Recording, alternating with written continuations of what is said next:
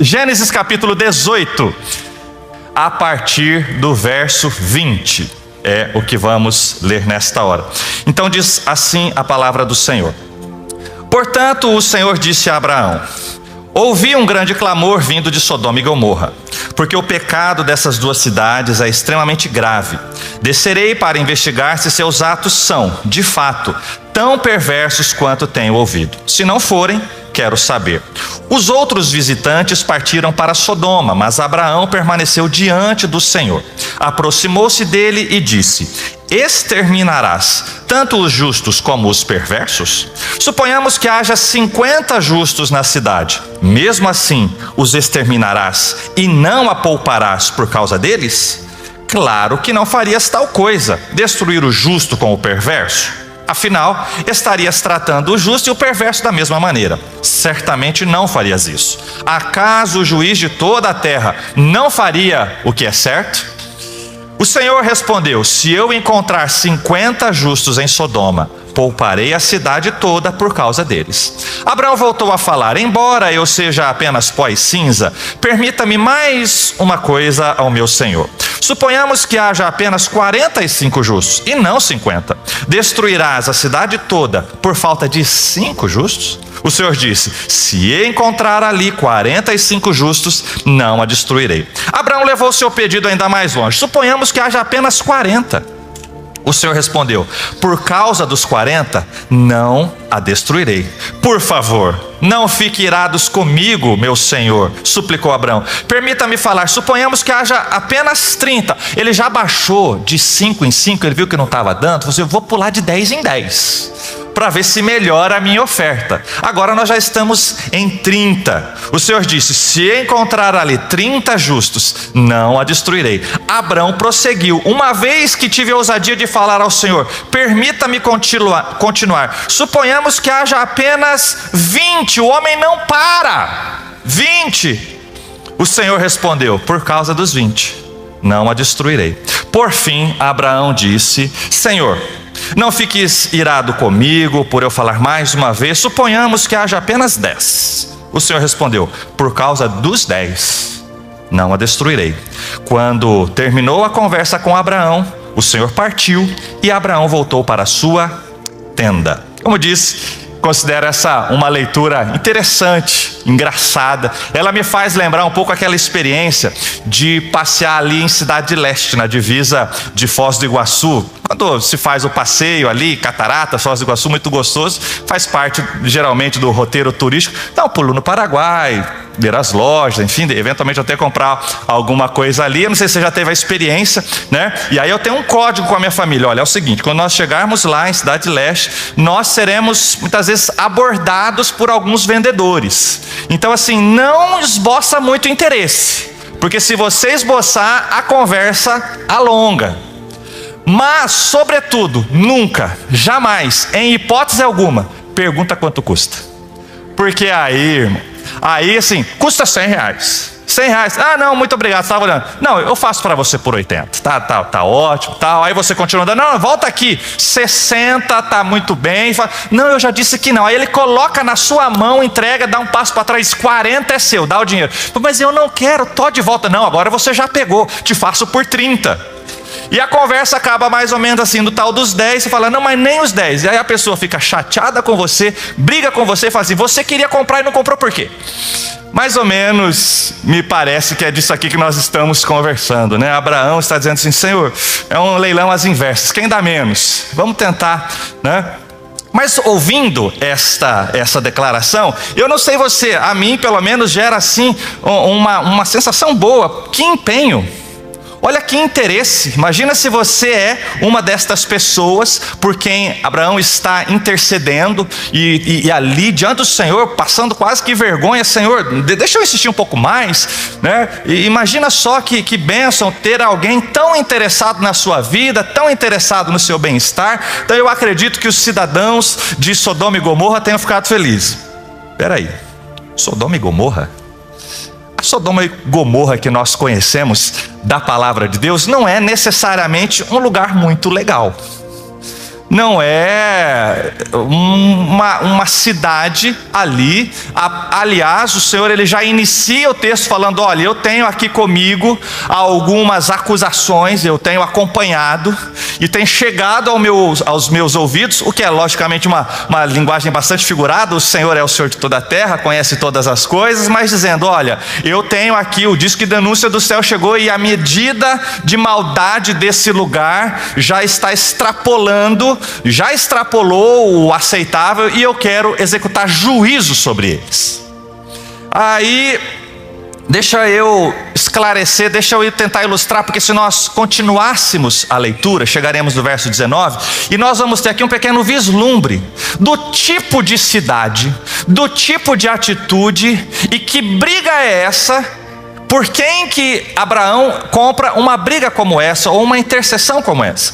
Porque lá, durante a leitura, talvez tem uma frase ali que talvez tenha ficado assim difícil de você entender, porque ela estava fora de contexto, dizendo assim: os outros seguiram para a cidade, mas Abraão ficou na presença do Senhor. Quem eram outros?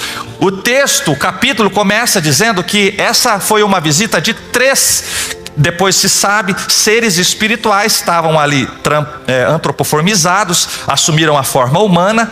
3 anjos, o texto nos dá a entender que 2 anjos e mais o anjo do Senhor. Sempre que a Bíblia apresenta o anjo do Senhor, entende-se inclusive ser uma figura de Cristo ali presente. Então haviam 2 anjos que o texto diz, eles foram a Sodoma. E nos dá a entender, inclusive, que esses anjos eles poderiam assumir formas humanas quaisquer, mas parece que resolveram assumir a forma humana assim, bem bacana, bonita, pessoas assim, que chamavam a atenção, né, pela sua beleza. E por que eu posso dizer isso? Veja o que diz aqui o verso 19, o capítulo 19, versos 4. Ainda não tinham ido se deitar. Quem? A família de Ló. Para onde eles foram? Para a casa de Ló, que era o único lugar possível, o único contato que Abraão tinha dentro de Sodoma, a princípio que se saiba, era a sua própria família, seu sobrinho Ló. Então os anjos vão até lá, e diz o texto, eles ainda não tinham ido dormir, né? Só que quando chega alguém assim muito bonito no ambiente, chama atenção, não é verdade? Você vai dizer assim: pastor, eu sei de ouvir falar, né? Sabe quando chega assim, entra assim na cela, na sala de aula, em algum ambiente, né? Assim, chega, vamos dizer lá, uma célula de jovens, chega assim, 2 jovens bem bonitos, assim, de repente o pessoal começa a olhar e fala assim: e esses tipos aí, hein? Bonitos, não? Ah, não tinha percebido. Tinha sim, né? Chegaram e chamaram a atenção da cidade. Continuando o texto, não haviam ido se deitar quando todos os homens de Sodoma, jovens e velhos, talvez haja até uma hipérbole aqui, eu não sei se todos é todos, mas é o que está dizendo a palavra de Deus. Todos os homens, crianças ou jovens, não vou usar crianças porque aqui diz que jovens e velhos, chegaram de toda a parte da cidade e cercaram a casa de Ló. Gritaram para Ló: onde estão os homens que vieram passar a noite em sua casa? Traga-os aqui para fora, porque nós queremos ter relações, e aqui relações seriam as relações sexuais com eles. Nós, todos homens dessa cidade, queremos violentar esses 2 indivíduos aí que nós não conhecemos e sabemos quem é. Esse é o tipo de gente, esta é aquilo que Abraão está ali intercedendo por essa cidade, por esse tipo de atitude. Qual seria a nossa reação? Vamos imaginar o seguinte quadro: de repente, nós que acompanhamos esse mundo, suas redes sociais, seus contextos todos, ambientes, sabemos que existem muitas coisas que são muito fora da palavra de Deus. Há determinados contextos, ambientes, né, instituições, tipos de pensamento que nós temos convicção, e eles se autodeclaram e se reconhecem em absoluto nisso, são afastados das coisas do Senhor. Aliás, militam o contrário e tentam inclusive ir contra a fé. Então imagine que nós estamos diante de uma situação como essa. E aí o anjo do Senhor aparece para você com a seguinte informação: olá, fulano de tal, Aqui, você sabe bem, né? Pelas redes sociais, pelos grupos do WhatsApp, você sabe bem, pelo lugar que você estuda, que tem um povo aí que eles não querem nada comigo, que eles zombam da sua fé, que eles fazem, falam, pregam, ensinam coisas muito, no mínimo esquisitas, mas às vezes muito erradas mesmo. E eu estou aqui porque eu quero executar sobre eles o meu juízo. Eu vim para mandar fogo sobre a cabeça deles. Até que enfim, Senhor. O Senhor precisa de ajuda? Inclusive eu tenho alguns nomes para passar para o Senhor aqui. Olha, o fulano, a fulana, esse, por favor, um meteoro bem especial para esse, porque esse é terrível. Veja, qual seria a nossa atitude? Qual? Porque a compreensão de qual é a missão, o chamado e o papel e a expectativa de Deus no que diz respeito à sua igreja é que vão direcionar a nossa resposta. Porque a nossa resposta, se nós entendemos o Evangelho, se nós entendemos qual é a expectativa que Cristo tem, que o Senhor Jesus, quando Ele estabeleceu a sua igreja aqui na terra, antes de ser assunto aos céus, e nesse exato momento Ele diz: estabelecerei a minha igreja. Ele deu direção e orientação, e a palavra do Senhor nos registra isso, a respeito de quais seriam as suas expectativas, para que esse povo, que se chama agora Igreja de Jesus, Ele colocou uma missão sobre eles. Se nós entendemos a missão, isso vai impactar a nossa resposta diante de uma situação, ou diante de um quadro desse, como eu ilustrei aqui para você. Por isso, o tema da nossa palavra, o título da palavra é a Igreja Intercessora. A Igreja Intercessora é a igreja que entendeu qual é a expectativa do Senhor para a sua missão. É a igreja que entendeu o que se espera de nós, né? Quando estamos diante então de um quadro como esse, de uma situação como essa. O que faremos? Como Abraão, intercessores? Ou vamos ali esfregar as nossas mãos? Eles não pedem por esperar, agora vão ver, agora vão colher, vão pagar, e vão pagar caro, vão queimar no quinto dos infernos para o resto da sua vida. Queridos, eu e você desejamos a morte e perdição eterna de quem quer que seja. Será que entendemos o Evangelho?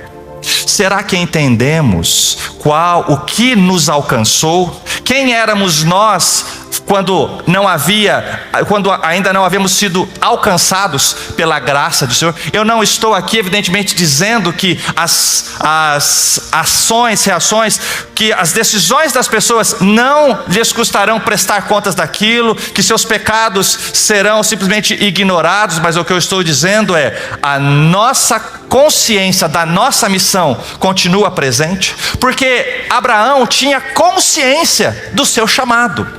Acredito que esse ato de intercessão por um lugar terrível como Sodoma, como Gomorra, aqui especificamente falando de Sodoma, refletia que ele entendia quem ele era. E quem ele era? Se nós lermos Gênesis ainda, voltando um pouquinho, no verso 18, eu li a partir do verso 20, mas já foi uma leitura alongada, então para reduzir um pouco, se lêssemos lá desde o início do capítulo, nós vamos entender. E o Senhor, Ele faz uma introdução, Ele dá uma razão porque Ele quer conversar com Abraão.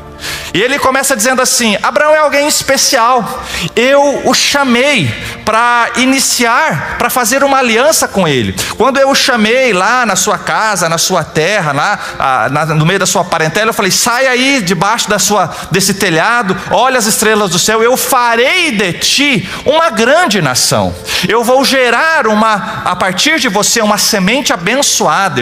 Estou estabelecendo uma aliança com você. Então o Senhor está dizendo: Abraão é um homem especial para mim, e é por isso que eu quero conversar com ele. Diz assim, ali Gênesis 18, só que voltando para o verso 18, diz assim, o Senhor fala assim: visto que Abraão certamente virá a ser uma grande e poderosa nação, e nele serão benditas todas as nações da terra. A identidade de Abraão era um abençoador. Neles serão benditas, no chamado de Abraão essa expressão, em ti serão benditas as famílias da terra. Quando Abraão tem então essa informação, eu estou indo executar juízo sobre toda uma cidade, não apenas uma, mas duas. Creio que imediatamente Abraão faz a seguinte conta: existem muitas famílias ali, existem muitas casas ali, e eu sou um abençoador de famílias. Será que não existiria a opção, a oportunidade? Será que o Senhor não me daria um pouco mais de tempo para tentar de alguma forma alcançar e levar a eles uma palavra de esperança ou uma palavra de alerta para aquilo que estão fazendo? Será que, Senhor, e ele entra nessa, Senhor, porque se tiver ali pelo menos 50, o Senhor tem ali da tua turma, do teu povo, continua tendo esperança. Mas o Senhor diz, mas não tem 50, então 45, 40, 30 e vai. E ele insiste, tentando demover o Senhor de uma decisão. Senhor, me dá uma chance, está em a minha família. Eu faço aqui uma comparação, né, entre a postura de Abraão, né, e Jonas. Jonas recebeu uma palavra exatamente oposta, porém numa mesma direção. Como que, tentando explicar, a palavra de Deus a Abraão é: Senhor, Abraão, eu quero destruir uma cidade.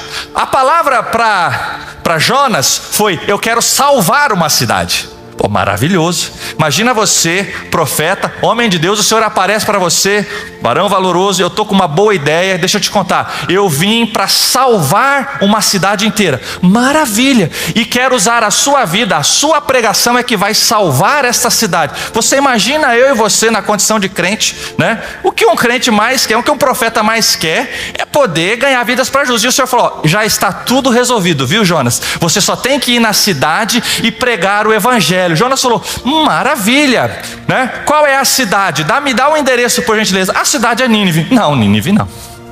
Nínive não. Por que não? Porque ali não merece. Senhor, manda fogo. O Senhor sabe a idolatria que tem naquele lugar? O Senhor sabe o que eles têm feito conosco, o seu povo? Porque quando você estuda a palavra de Deus, você percebe que há ali um contexto.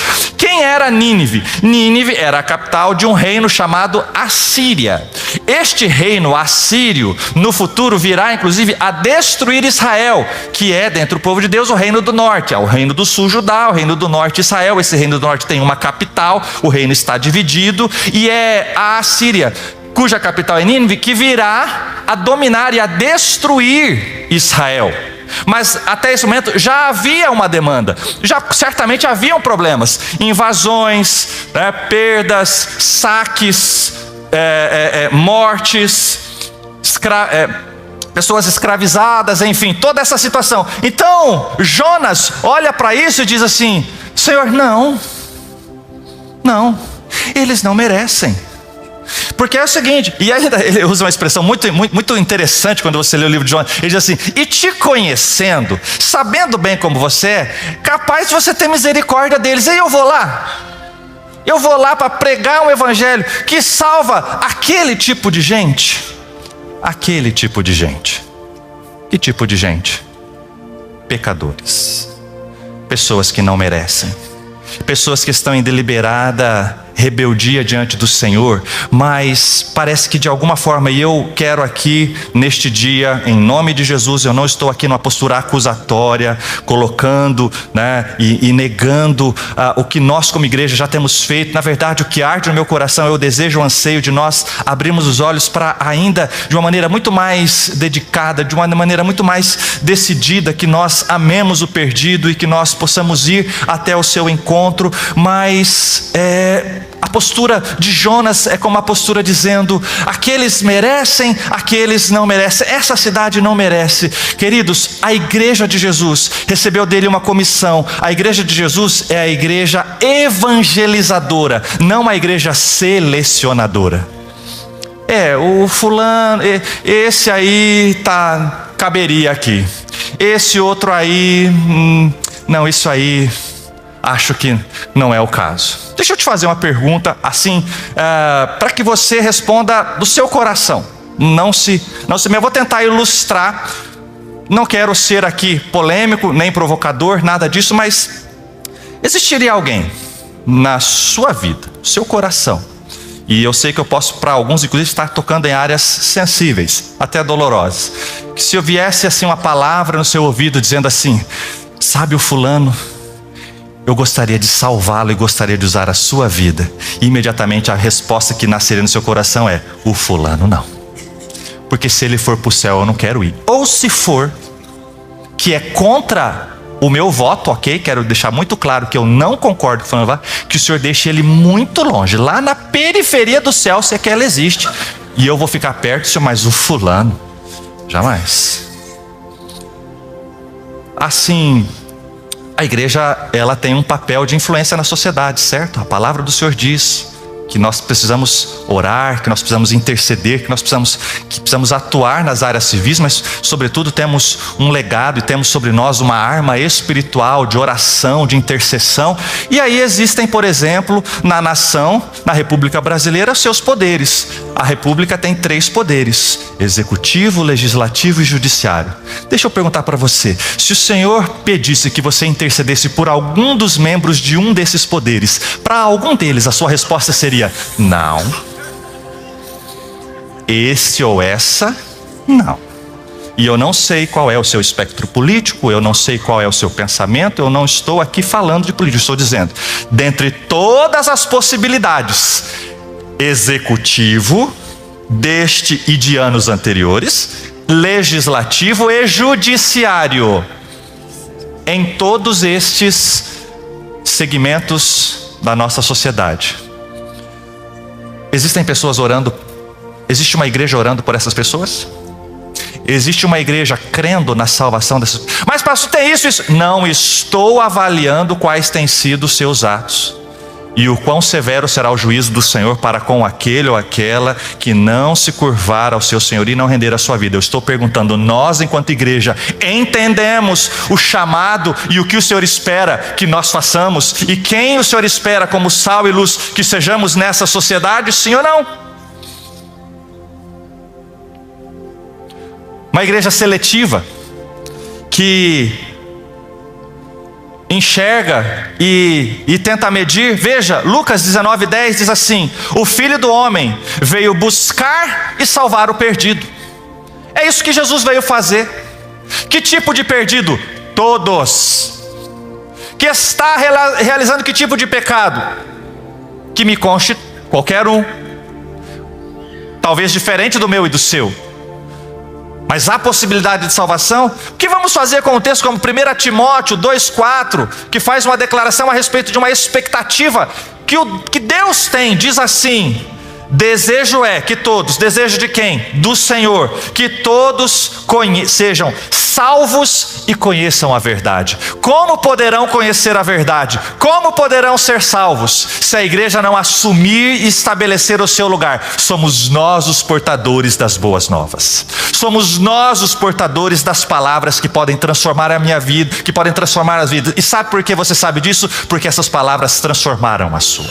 Porque esta salvação chegou até você. Eu não sei em que condição você estava. Se você se reconhece como uma pessoa que era muito boa ou não, enfim, ou alguém se reconheça: eu era o pior dos pecadores. Fato é que o amor do Senhor, através da vida de alguém, da sua igreja, chegou até você. Eu e você somos uma resposta do céu para os perdidos. Você pode dizer amém? Glórias a Deus por isso. Sabe, queridos, não é papel, atribuição. O Senhor não nos confiou o seguinte direito: não é papel meu e seu mandarmos as pessoas para o inferno. O nosso chamado é tirarmos as pessoas de lá. O nosso papel não é fazer o juízo definitivo dizendo: não, para você não tem salvação, mas para você tem. O nosso papel é olhar as pessoas e saber que as pessoas estão perdidas em seus pecados e dizer a elas: você não precisa ficar nesse lugar. Eu tenho uma palavra de esperança, eu tenho uma palavra de salvação, de cura e de vida que pode tirar desse lugar. Você quer uma mão? Não podemos ser aqueles que empurram, que dizem: por causa disso, você não será salvo. Mas esperar que os perdidos, que os cegos, que os surdos espirituais, que os mortos espirituais saibam discernir. A palavra diz: eles não sabem discernir da sua mão direita e da sua mão esquerda. É preciso uma igreja que os ame e que tantas vezes esteja disposta a ir até eles. Deixa eu te falar, se a gente precisa ir, e de novo, louvo a Deus, e nós vamos falar quanto a isso com muita alegria, inclusive, né? Nós, enquanto igreja, acredito, temos buscado dar uma resposta ao Senhor, mas perceba, às vezes, além de não ir, parece que a porta da igreja está complicada para determinadas pessoas. A palavra do Senhor diz assim, que estreita é a porta e apertado o caminho. Que caminho e que porta? Que conduzem à salvação. A porta é estreita. Para você entrar pela porta da salvação, você tem que se despir dos seus pecados, você tem que se despir da velha natureza, e é um caminho, e o caminho é apertado também. Agora deixa eu dizer uma coisa, a porta da igreja não tem que ser tão apertada assim não.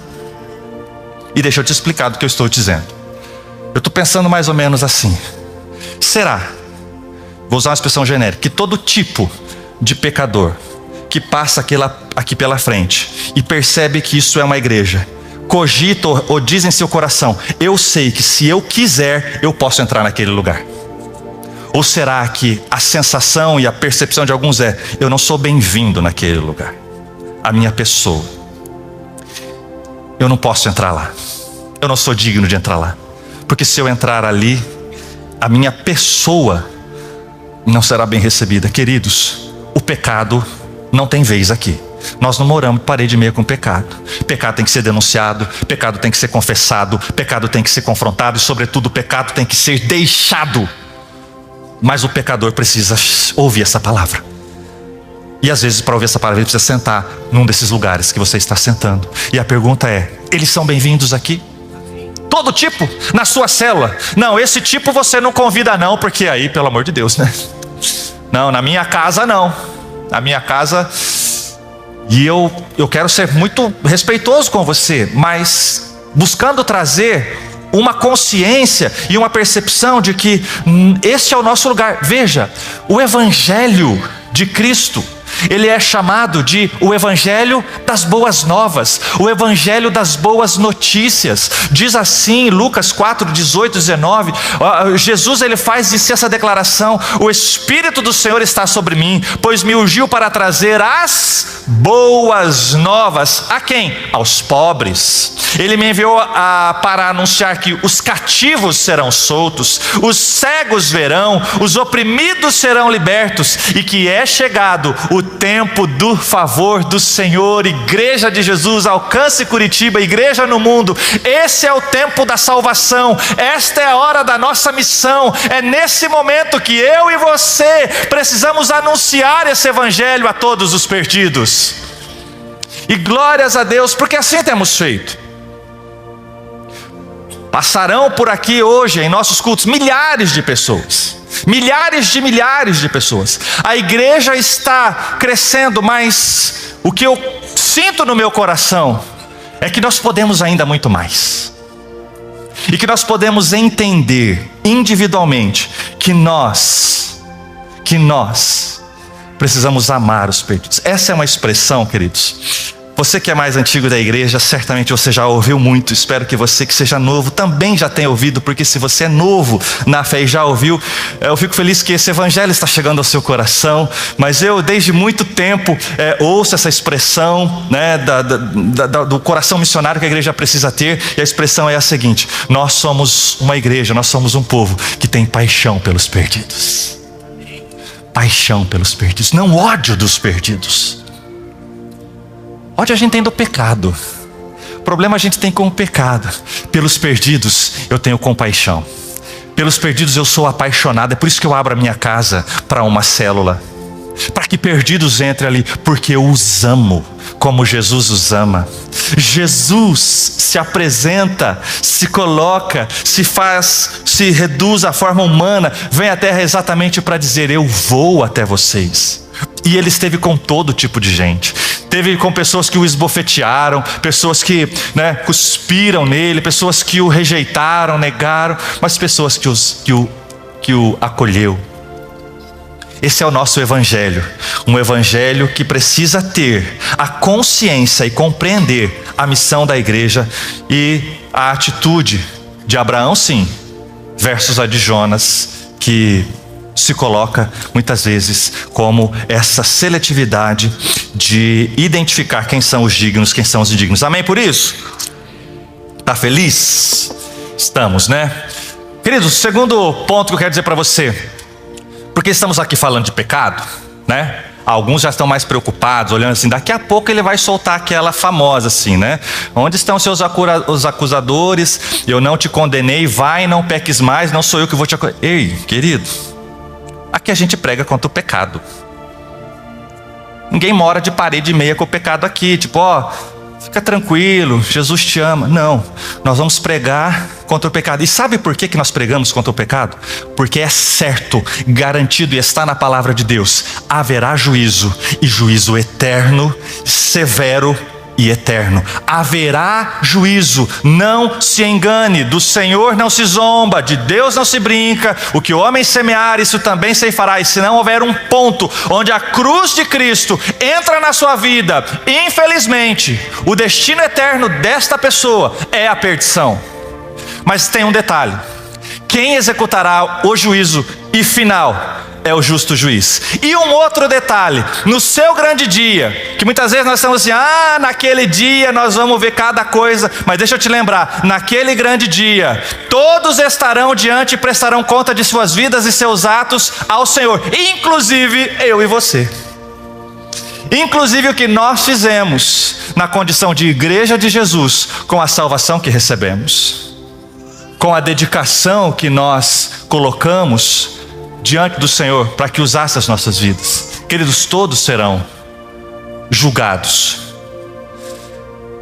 O cordeiro que foi morto, o Cristo que foi morto como um cordeiro, se entregou livremente, foi trucidado, foi todo ferido, machucado, foi crucificado todo, né, na condição que nós bem conhecemos ali, entregando o seu coração, entregando a sua vida, cumprindo a sua obra, na condição de servo sofredor, de cordeiro. Mas, sabe, esse cordeiro ressuscitou, e não na forma de cordeiro, mas de leão. E a palavra diz: há chamas de fogo em seus olhos, e voltará para que haja uma prestação de contas. E a nossa oração, e a nossa pressa, e a nossa urgência é que antes que Ele volte, nós como sua igreja possamos alcançar a tantos e quantos perdidos nós possamos alcançar, inclusive se eles estiverem nas Sodomas e Gomorras da vida, desse mundo. Há muitas delas em muitos lugares, literalmente algumas cidades, mas às vezes ambientes, instituições, sabe, às vezes pessoas que estão na mídia, artistas. Eu quero ser muito respeitoso, bastante genérico. Eu não estou aqui apontando o dedo ao pecado dessas pessoas. Eu estou aqui como igreja, assentado como você, dividindo uma correção do Senhor ao meu coração, dizendo: ei, cada um prestará conta de si. Nós como igreja e nós como crentes também prestaremos, e sejamos achados aprovados. Haverá juízo. Salmo 7, 11, aliás, Isaías 61, 1 e 2. Lembra que eu falei das boas novas? O evangelho é boas novas, mas esse texto de Isaías, ele fala das boas novas, mas dá sequência ao ministério de Jesus. Diz assim: o Espírito do Senhor soberano está sobre mim, pois o Senhor me ungiu para levar, de novo, boas novas aos pobres. Ele me enviou para consolar os corações quebrantados e para proclamar que os cativos serão soltos e os prisioneiros libertos. Ele me enviou para dizer aos que choram que é chegado o tempo do Senhor e o dia da ira de Deus contra os seus inimigos. Queridos, haverá juízo. Porque às vezes a sensação que eu tenho para alguns é assim: poxa, mas não é justo, queridos. Não compete a nós essa justiça. Sabe, falando sobre os últimos dias, Jesus faz certa vez uma declaração, eu acho ela muito interessante. Ele diz assim: naquele dia haverá assim alguns sustos, gente que você acha que era muito legal, não vai estar lá. Ele vai dizer assim: para alguns eu vou dizer, eu estou feliz com você, porque eu tive fome, você me deu de comer. Eu tive sede, você me deu de beber. Eu tive frio, você me cobriu. E em dado momento ele diz assim: eu estava preso e você me visitou. Você já parou para pensar, nesse caso, sob que acusação esse preso foi preso? Estava preso e me visitou. Preso por que crime? Se for assim um negócio um pouco mais light, assim, a pessoa, sei lá, né, estava tentando roubar um alimento, precisou, né, furtar ali poxa, tá preso, vamos lá visitar essa pessoa, né? Mas esse preso que Jesus está falando, eu estava ali esperando que um preso fosse visitado, para que eu pudesse dizer a minha igreja, eu estava preso, foi lá. E foi um crime daqueles que machucam, ofendem, que escandalizam. Haverá quem pregue a eles? Alguém que cometeu um crime hediondo. E eu não estou aqui dizendo que esta pessoa não precisa responder pelo seu ato. Muito pelo contrário. Sim, severamente, longamente. A justiça precisa se estabelecer. Mas a pergunta é: e a salvação dessa alma? Nós estamos interessados? Ou melhor, que morra. E de preferência, por favor, impeçam que qualquer pessoa pregue o evangelho a elas, porque aí a gente garante que vai sofrer bastante. Queridos, esse não é o nosso chamado. Nós temos a natureza de Abraão. Nós somos abençoadores, porque a graça nos alcançou. O juiz vai fazer juízo, gente, vai fazer justiça, e vai ser pesado com quem não passar na sua balança, com quem for achado em falta. Isso não é motivo de orgulho, isso não é razão para nós esfregarmos as mãos. É lágrima, é joelho no chão dizendo: Senhor, salva o perdido, alcança o perdido. Faz de nós uma igreja apaixonada pelos perdidos. Faz de nossas células, de nossos cultos, de nossos encontros, um ambiente onde haja muita salvação. Porque nós queremos ver, Senhor, aqueles que se cumpram a palavra que o Senhor mesmo disse: eu desejo que todos sejam salvos. Me dá mais uma oportunidade. Queremos ser como Abraão. Senhor, antes de mandar fogo, me deixa fazer alguma coisa. Deixa eu te perguntar: o fato de você morar onde você mora, ter os vizinhos que você tem, o fato de você trabalhar onde você trabalha, o fato de você ter os acessos, o fato de você estar onde você está. Vamos pensar aqui, vamos imaginar aqui no condomínio que você mora, você e os seus. O fato de você estar ali significa o quê? O fato de você estar ali significa que essas pessoas serão lembradas todos os dias as razões pelas quais elas estão indo para o inferno. Ou o fato de você estar ali significa que há esperança para elas, porque um homem e uma mulher de Deus tem palavra de vida e tem possibilidade de alcançar aqueles corações. Você está ali para mandar para o inferno, ou você está ali para tirar de lá? Ou você está ali é uma possibilidade de salvação? Você está ali é um crente infiltrado naquele lugar. Sabe aquele lugar terrível? Tem alguém meu ali. Nós precisamos abrir os olhos e ter alguma também compreensão. Eu acho interessante, né? Abraão, ele vai ali, né, na sua busca diante, né, nas suas súplicas diante do Senhor, o anjo do Senhor, 50, 45, tal, 20, de repente ele chega em 10. Para o Senhor, se tiver 10, o Senhor continua.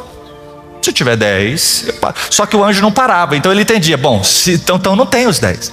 Mas eu acho que nessa hora Abraão parou, pensou, falou assim: quantos habitantes será que tem Sodoma, hein? 50 mil? 100 mil? Poxa vida, mas não tem 10. E deixa eu ver quantas pessoas tem na casa de meu sobrinho Ló. Tem 10. Ixi, não tem ninguém. Nessa hora Abraão olha para Deus e fala assim: passar bem. Então, Senhor, faça o que o Senhor tem que fazer. Sabe por quê? Porque eu estou em paz.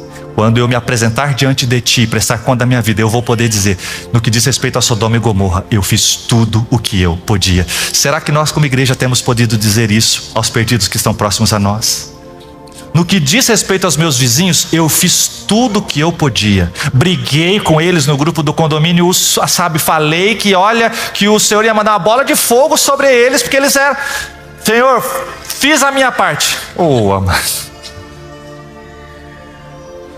Sabe esse negócio de mandar fogo? Não é de hoje que parece que o crente é meio pirotécnico. Gosta do tal do manda fogo. Muda milênios para frente. Estou com Jesus. Jesus pregando o evangelho. Jesus diz: eu vou ensinar a minha igreja. Porque o que a gente faz não é ideia nossa, a ideia é de Jesus. Ele se faz homem e começa a fazer o que? Pregar. E vai pregar onde? Aos perdidos. E para o contexto daquela época, onde tinha perdido? Samaria estava cheio. Em todo lugar estava cheio, mas no coração deles, no contexto deles, que odiavam os samaritanos, dizia assim: se tem um povo perdido é aquele lá. Jesus evita lá. Aquilo lá só tem idolatria, aquilo, olha, cultos a sacrifício de criança, lá é uma perdição. Mas Jesus diz: quanto pior, mais freguês nosso, né? É lá que eu tenho que ir, lá que está perdido. E Jesus vai numa cidade, em Samaria, falar do seu amor, do seu evangelho, para esse tipo de gente. E sabe o que acontece? Bater a porta da cidade na casa dele. Você não é bem-vindo aqui. Você imagina o próprio Deus encarnado na pessoa de Cristo está arrumando em direção a uma cidade, ou seja, há o potencial de salvação eterna para toda uma cidade. Eles fecham a porta e falam assim: não quero, suma daqui. Talvez xingaram, ofenderam. Os discípulos, quando veem aquilo, eles falam assim: agora passou de tudo, agora extrapolou, agora não dá. Senhor, assim, a gente falar lá em Israel do teu amor, um ou outro lá, o jovem rico, por exemplo, né? A gente ainda vai tentar lá, porque, poxa vida, né? Menino bom, de repente a gente consegue salvação. Mas samaritano negar o seu evangelho, aí já não dá, aí é demais. Nós temos uma ideia, acho que na hora que Jesus falou assim: vão me falar de um plano de evangelismo mais eficiente. Como nós podemos ganhar essa... Quer que oremos e façamos chover fogo do céu para condenar essa cidade e passar logo o rodo nesse bando de samaritano que não quer nada contigo? Jesus olha para eles e diz assim: eu não sei de que espírito vocês são. Não é esse o tempo. Não é essa a hora. Deixa eu explicar para vocês. Sabe quem são vocês? Os guardadores e cuidadores do campo, não os selecionadores da colheita. E com isso ele faz uma ilustração de uma parábola. Ele diz: havia um campo, e o Senhor desse campo semeou nesse campo as suas sementes, suas boas sementes de trigo. E trigo é vida, trigo é abundância, trigo é bênção. Mas diz a palavra, o inimigo, nessa ilustração, o inimigo irrompe contra o campo, pula a cerca à noite e semeia joio no meio do trigo. E agora no campo nasceram juntos trigo e joio. Trigo é bom, joio é estéril, joio é prejuízo. E os trabalhadores dizem: Senhor, quer que nós separemos o joio do trigo para livrar, para melhorar o campo? O Senhor do campo diz: não, porque vocês não têm os olhos que eu tenho, vocês não conhecem de joio e trigo como eu conheço. Vocês vão tentar arrancar, vocês vão olhar ali, vocês vão arrancar o joio, quando na verdade vocês podem arrancar também trigo. Vocês não estão habilitados para isso. Deixa eu dar uma missão para vocês: vocês cuidem do campo. Mas tem joio e trigo, cuida dos dois, prega para os dois, paga um preço pelos dois, toma sol nos seus ombros pelos dois. Mas chegará o dia em que haverá a cega, em que haverá a colheita. Fica tranquilo, nesse dia haverá uma grande montanha, e eu sei bem separar joio de trigo. Trigo eu mando para o celeiro, joio eu mando para o fogo. Fica tranquilo, mas você cuida do campo, porque você é a minha igreja. Esse é o nosso lugar, querido. Esse é o nosso papel. E eu quero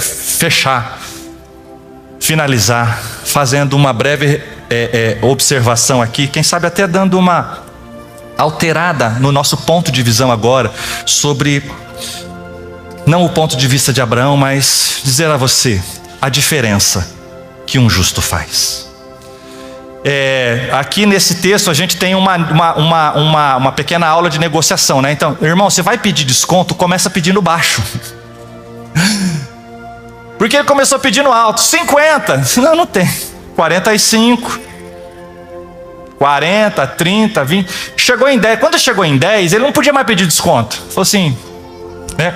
Eu estou diante de Deus, Senhor, veja bem, olha, última. Parece o vendedor de Cidade do Leste, né? Que eu comentei a você, último preço. Parou nos 9, parou nos 10.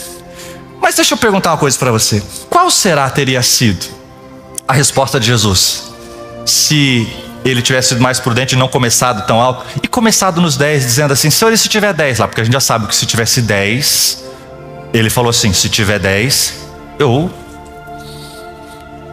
alivio para a cidade, eu vou poupar a cidade. Mas se ele tivesse começado nos 10, ele fala assim: e se tiver 9? Qual você acha que seria a resposta?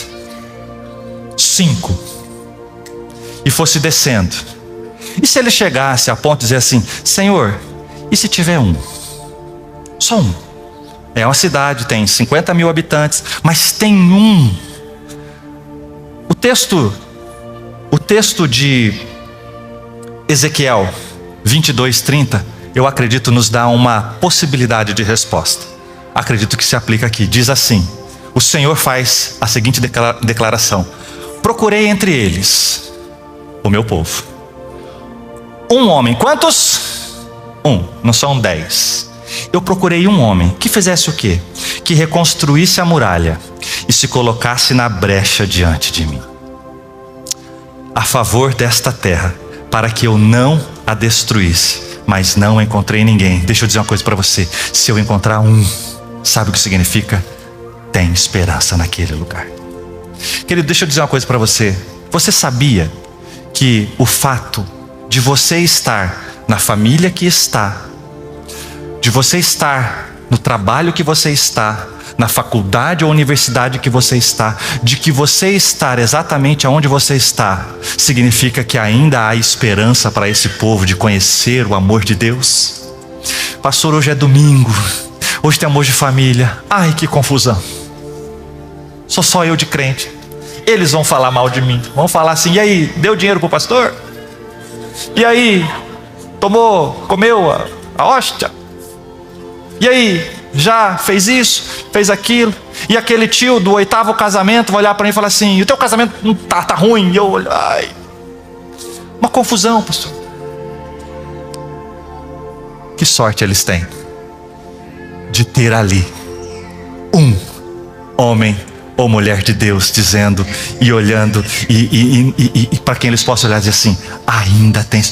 O Senhor olha para sua família e diz: eu não mando fogo, sabe por quê? Porque tem alguém meu lá. Ele sempre tem um infiltrado onde Ele quer salvar. Sabe aquela festa da empresa? Promiscuidade, adultério, e você ali sentado na mesa tomando uma coca, quer dizer, uma água com limão. Pastor Luciano Subirá, por favor. Se comportando moralmente e também saudavelmente.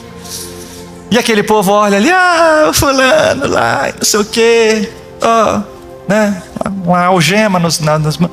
Mas quando essas pessoas têm um encontro com a realidade dos seus pecados e começam a colher os frutos do seu pecado, é para esse um que elas olham e dizem: parece que você tem, olhando para a sua vida, olhando para a sua família, olhando para a sua casa, parece que existe algum tipo de esperança, e eu quero essa esperança. Você poderia se colocar em pé, por gentileza, para que nós possamos orar? Olha só, eu queria fazer uma proposta de oração ousada. E eu digo ousada pelo seguinte, porque eu acho até curioso, porque seria assim, ter que explicar isso para a igreja, né? Nós vamos orar por perdidos. Mas por quais perdidos? Aqueles que você não gosta. Existe alguém nesse mundo que, se você estivesse andando na rua, quando você ouvisse, você diz... Aí a gente brincou um pouco, falamos aí de pessoas que estão na mídia, aqui e ali, fala, o fulano tal. Mas há pessoas que nos fizeram muito mal.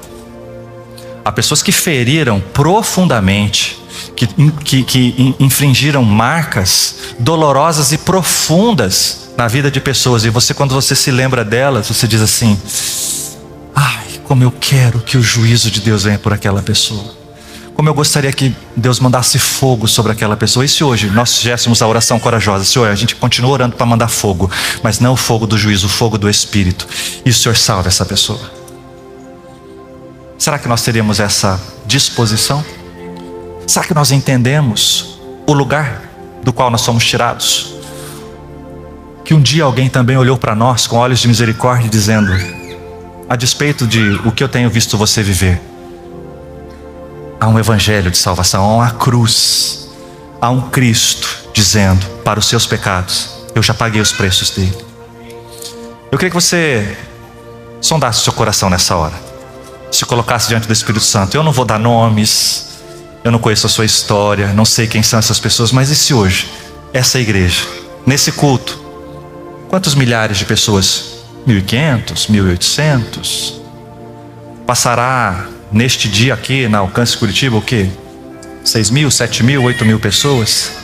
E se hoje fossem ouvidas, digamos, 8.000 orações ao céu dizendo: Senhor, salva o fulano, salva o ciclano, salva aquele, salva aquele. E se a igreja hoje assumisse esse lugar? Você pode sondar o seu coração, você pode fechar os seus olhos, e antes que eu ore por esse motivo, você orasse por esse motivo na sua vida, dizendo: Senhor, em nome de Jesus, Pai, primeiro, eu te agradeço, porque a sua misericórdia me alcançou, porque o teu evangelho me alcançou, porque a tua salvação me alcançou. Quem era eu? Indigno. Quem era eu? Alguém que não queria nada contigo, alguém também morto e caído em meus delitos e pecados, mas a sua graça me alcançou. Eu quero te agradecer, mas sobretudo eu quero dizer e declarar que eu entendo porque o Senhor me salvou. O Senhor não quer fazer de mim apenas um salvo, o Senhor quer fazer de mim um instrumento da tua salvação, um instrumento do teu reino. Pai, em nome de Jesus, nessa hora, tu conheces o coração da tua igreja, e nós clamamos: salva essa nação, salva as nossas famílias, salva os nossos jovens. Toca, Senhor, na vida daquele e daquela que talvez tenha machucado meu coração.